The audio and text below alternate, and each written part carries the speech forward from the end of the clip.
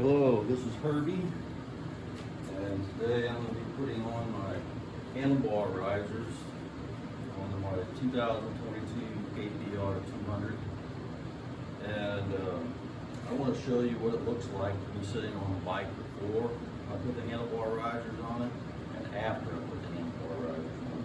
Now you'll notice this arm here doesn't go straight, previous injury. It stays bent a little bit. This is my normal riding position, and it feels pretty comfortable, but it does have a little bit of a forward lean to it, and I want to see what it would be like with the handlebar riding. So I'm going to go ahead and install them. I'll move you guys just a little bit closer. Camera's going to get a little bit shaky.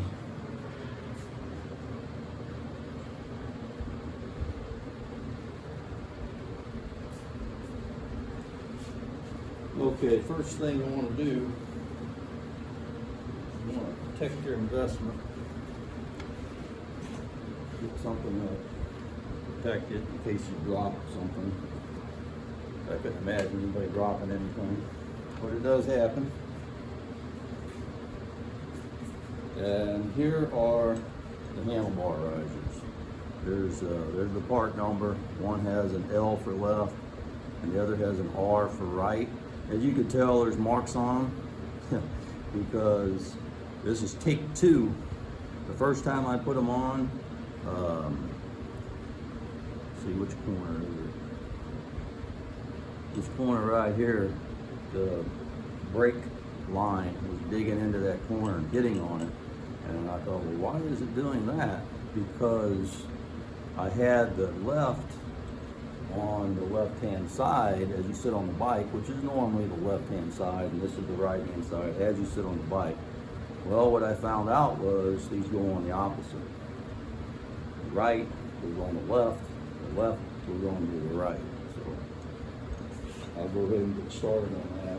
It also comes with a couple of pins, and they drop down into this hole right there, so that it won't turn on you. And these are 6mm, take a 6mm hex head wrench, Allen wrench.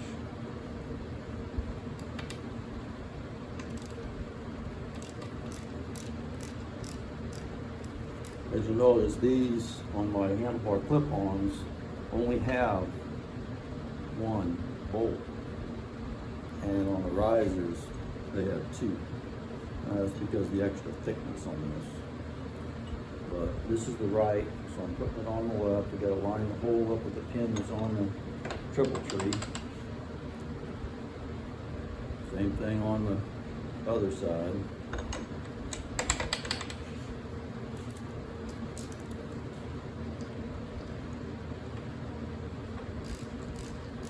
Tighten them down. Now, I know that this color doesn't really match on here, and if it's something that I keep on here, if I like it, then I'll go through the trouble of putting a nice flat black paint job on it, make it look like the rest of the bike, make it blend in.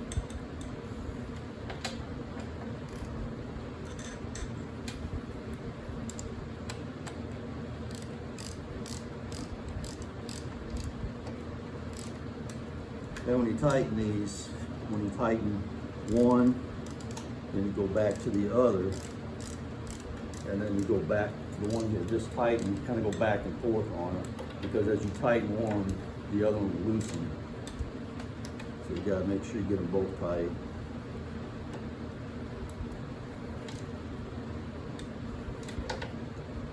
And if you're wondering how tight is, well, I do a good and tight method. I've been doing this kind of stuff a long time, and I know how far to go without stripping something. But I will come back and recheck it with the torque wrench, and I'll probably torque it between 15 and 18 pounds. That's pretty standard, I think.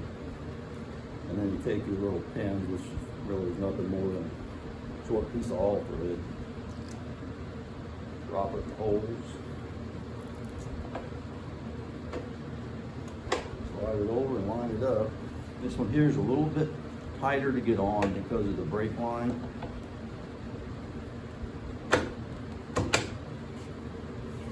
I may end up changing that brake line and make it just a little bit longer, that brake hose, hydraulic brake hose, but I'll wait and see.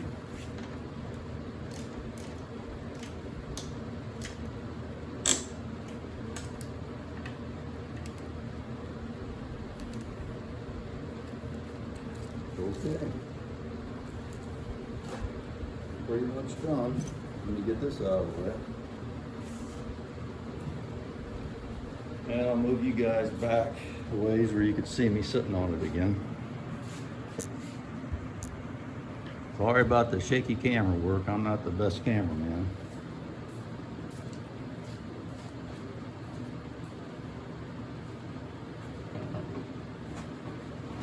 This is what it looks like with the handlebar riser. I can tell right now, I think I'm gonna like it.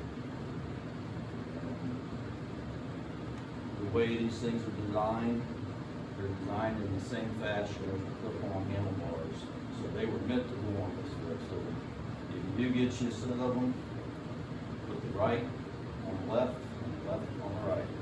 And, if you do want to get a set of them, I bought mine from superbuy.com, superbuy.com.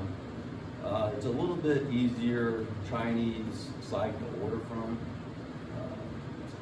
All of them are a little bit challenging on some areas, but it's pretty easy thing. This here, these risers took me maybe 4 weeks to get, and so far I like them.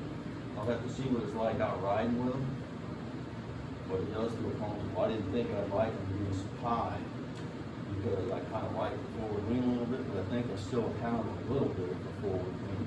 It's just not as much. And it feels comfortable, so. Anyway, that's complete. All I have left to do is take them back off and paint them. So, what do you guys think? I like it. I think so far it looks good. The price of them was, I think with shipping, I believe it was like $40-something. I'm getting old, I don't remember all the numbers. I buy so many different parts and stuff. So I'm not real sure what it is. I think it was around $40-something. They don't cost much initially.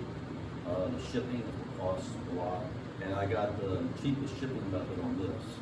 Now, as opposed to my center stand, when I bought my center stand, I bought it from English Typo, engtv.com, and for this, I got airmail. I don't know if I chose that, but they gave me airmail. The part itself was like $10. That was it. And then the shipping was $39, I believe, so it was a little bit less than $50 for the center stand.